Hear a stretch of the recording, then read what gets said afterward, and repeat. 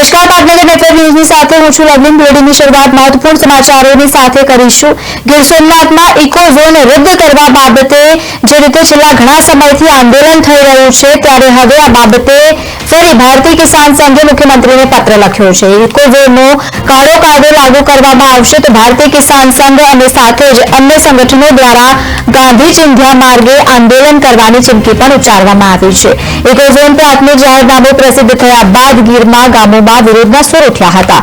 હજુ પણ આ ગીરના અનેક ગામોમાં ઇકો ઝોનના વિરોધમાં ખાટલા બેઠકો યોજાઈ રહી છે ત્યારે વધુ એકવાર ભારતીય કિસાન સંઘે મુખ્યમંત્રીને પત્ર લખી અને ઇકો ઝોન નાબૂદ કરવાની માંગ કરી છે।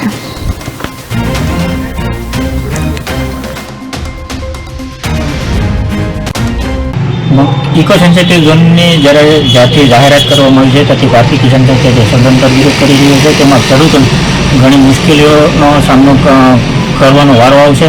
એના આશયથી ભારતીય કિસાન સંઘ છેલ્લા આંદોલન ચલાવી રહ્યું છે અને એના અનુસંધાને ભારતીય કિસાન સંઘ દ્વારા ગામો ગામ મુહિમ ચલાવી અને ઇકો સેન્સિટિવ ઝોનના ડ્રાફ્ટ નોટિફિકેશનને વિરુદ્ધમાં અંદાજે 40,000થી 42,000 જેવી વાંધા અરજીઓ અહીંથી મોકલેલ છે પણ હજી સુધી સરકારમાંથી કોઈ એનો સ્પષ્ટ ઉત્તર કે કોઈ વાંધા અરજીનો નિકાલ કરવામાં આવેલો નથી। તેથી ભારતીય કિસાન સંઘ ફરી વખત માનનીય મુખ્યમંત્રીજી કૃષિ કેબિનેટ અને બધા જે વિભાગોને લગતા છે એ લોકોને જાણ કરી અને ફરીથી આંદોલનની તૈયારી કરી રહ્યું છે। આવનારા દિવસોની અંદર અમે ગામડે ગામડે જઈ અને ફરીથી ધરણા પ્રદર્શનના કાર્ય